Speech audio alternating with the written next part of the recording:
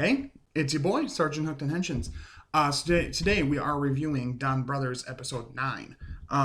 Another awesome episode with last week's crazy episode with Kiji Brother. Um, if you notice difference where we're recording, I've recorded here before. This is just my kitchen.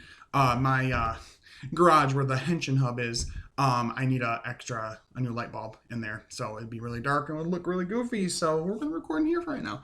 Anyway, so this week's episode of DonBrothers was really, really good. I've been enjoying the show all the way through, but this week I really loved not only the plot of the characters and what was going on, like the team members, but also the person slash Hitotsuki of the week was really cool.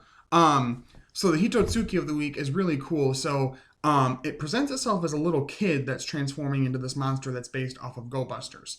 And he's playing red light, green light. And it's really weird. It's like, whoa, really? Even kids can do this? And eventually it reveals some more things about that. And we'll get there when we get into the episode more. But beginning of this episode, Momotaro comes to DonBro's Cafe to bring a delivery. And he seems really out of it, really exhausted. Well, he finally falls over tired. And even Haruka's like, are you okay? Blah, blah, blah. He's like, no, I'm fine. He keeps falling over. And so they're not sure what's going on. And so they consult Jin. And they go talk to him. Actually, before that, they go to try to fight, and he in battle is falling apart and not really helping, and all that kind of stuff. Nobody really saying much to Kiji Brother as to why he knocked the fight, the finishing attack away, and let the person die and all that. So anyway, they go. It's Sara Brother and Oni's sister go to Jin to talk to him about what's going on with Taro. And he tells him that every once in a while he'll be completely drained of energy, and you have to give him a certain type of meal. I'm guessing all of this is little story details from the actual fairy tale of Momotaro, the story of Momotaro, the fairy tale, the Japanese fairy tale. So they got to make some kibidango, I think is what they call it. It's a certain kind of little treat, like a sweet rice type treat or whatever. And so they make it, and of course,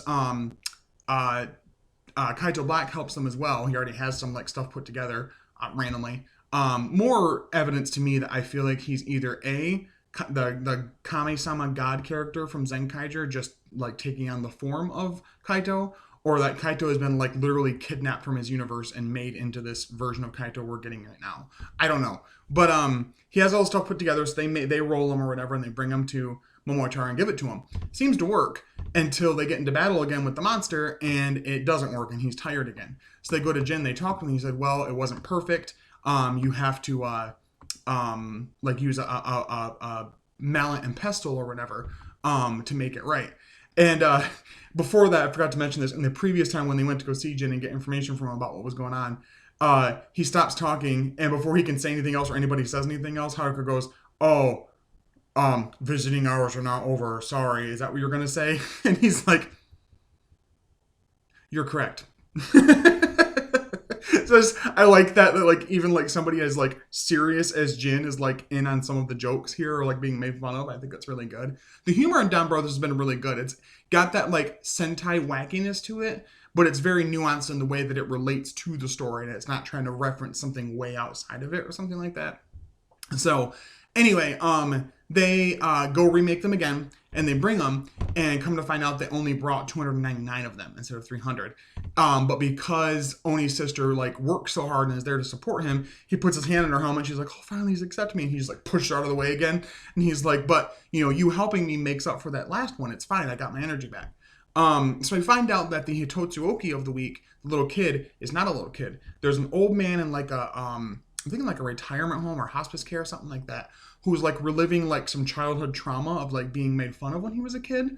And because of that, his vision of himself as a kid becomes the monster and is out there doing things. I don't know how exactly it works. Jin mentioned something about his spirit has separated from his body, and that when they fight the Hitotsuoki, they most likely won't be able to damage him because most likely won't be able to damage him because his physical form isn't fully there. And that's why they keep failing every time they fight him. So they go to fight, and before sorry, Taro gets like back into it and realizes that okay, the energy from like how how I got helped is helping me. I don't need all 300 of them. Um, Kaito Black transforms finally. We can see him finally change Zenkai. He does change. He does say change Zenkai. He has a Geartlinger. Oddly enough, the Geartlinger is still colored, like has the colors to it like normal, but his gear is like one side's gold, one side's black, kind of a thing. And it's the same transformation pretty much. He just has like no energy. It's just like change Zenkai, bang, and he just shoots and does it. He doesn't do that. He doesn't even say Himitsu no power or anything. But he fights for a while, and we see that he can do the same like lightsaber sword thing that Zenkai Red could do, where he charges up the Geartlinger and it makes that like blade beam thing. Doesn't work clearly on the Hitotsuoki because it doesn't have a physical form, and he doesn't know that. So he fights for a little bit, basically keeping it busy. And throughout all these fights, it has this gimmick where it's doing, red light, green light with them. So when it looks at them, they have to be frozen. So at one point, they're fighting a bunch of the Anoni and the monster, or a bunch of the Anoni. And he keeps doing, red light, green light, and looking back at them, and they have to pause every time, or else they get hit and like sent away. And actually, most of the time, Kiji Brother and Inu Brother get sent away for the most part. He calls them Puppy Chan and Mr. Bird or Bird Sama or something like that.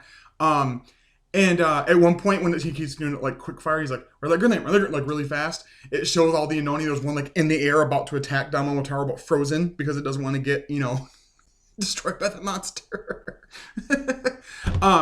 So anyway, they do their thing for a while.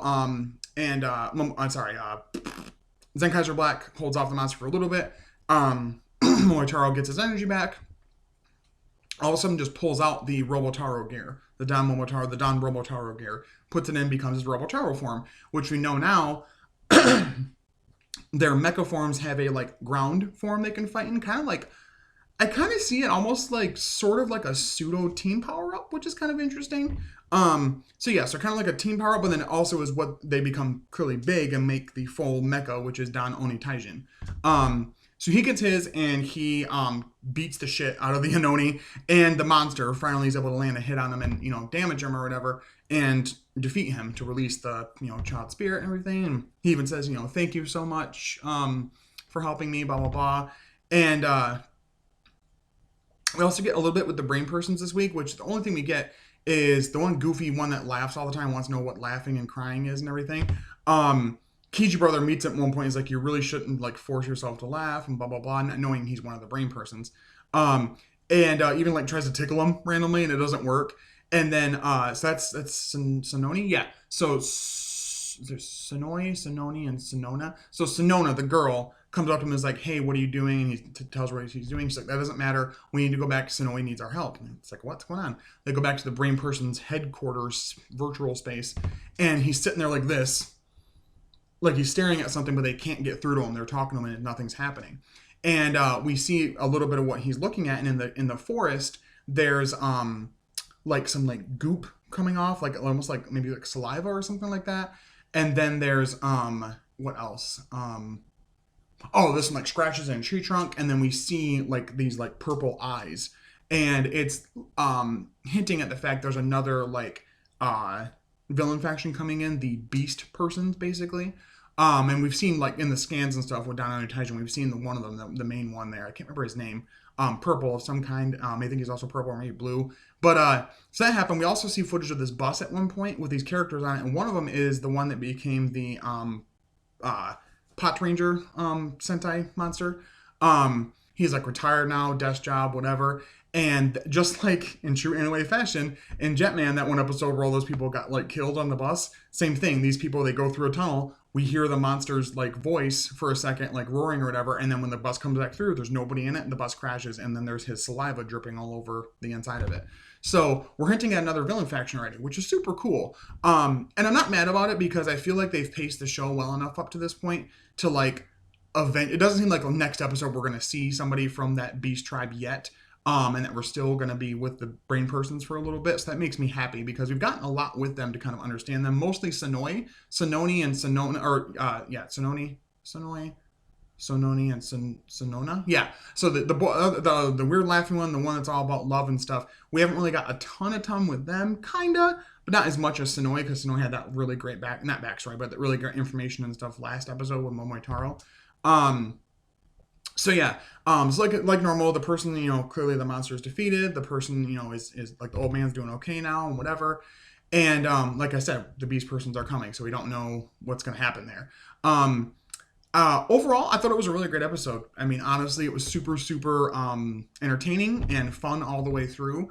And just like Revice, like it's been having like Revice had a couple weaker ones recently, but it also Don Brothers has been having a streak pretty much since the beginning, where every episode, for one, I don't know what's going to happen, and for two, I'm excited to see what's going to happen because of how much I don't understand what's happening. But it's just the quality of what Inoue does, Toshiki Inoue does. So, he's a great writer, a great producer. I'm happy he's a part of this season. So overall, I probably would give it a straight full 10 out of 10. I really like this episode this week. I love what we did with the characters. Yeah, we didn't get a lot with Kiji and Inu Brother, but they had last week for focus, so it's fine. Next week, we're not only getting Oni Sisters Robotaro form, but also Sour Brothers. And I don't think we're getting the full mecha yet, but the whole plot of it is that Haruka realizes she has enough points to use to get her career back, or whatever, to not be a plagiarist and get her manga creator, artist, writer career back. And some other girl takes over as Oni's sister, and she's really confused about it. And I'm guessing it doesn't last, and she clearly comes back for some reason. I'm guessing the whole points thing is going to be like kind of like that, like warped genie thing, where it's like be careful what you wish for type of thing, like devil's advocate, like, oh yeah, I'll give you your career back, but in doing so, you're going to lose this, and this, or whatever. So, really interesting what we're getting with it. I love what Dawn on Taijin looks like. If you want to take a look at it online, they got pictures up everywhere for it. It looks like a great mecha. Actually, it's right here on my phone. I'm stupid. Baboom! There's my boy, Dawn on Taijin. If you can really see it. There we go. It's on my phone, so I'm sorry about the quality. But, yeah, it's a really awesome mecha form. So yeah, like I said, overall really good episode. But let me know in the comments below what you guys thought of this week's episode. Did you guys like Don Brothers this week? Were you not a fan of it? In the middle, what are your theories about what's going on with the Brain Persons, the Beast Person group that's coming out pretty soon? Momoe Taro, is he from the Brain Persons? What is he? Just in general, what you thought. Thank you guys so much for watching, for subscribing, liking, commenting, sharing, all that good stuff. I really appreciate you guys. But until next time, stay hooked on Henshin's. I'll talk to you later. Bye-bye.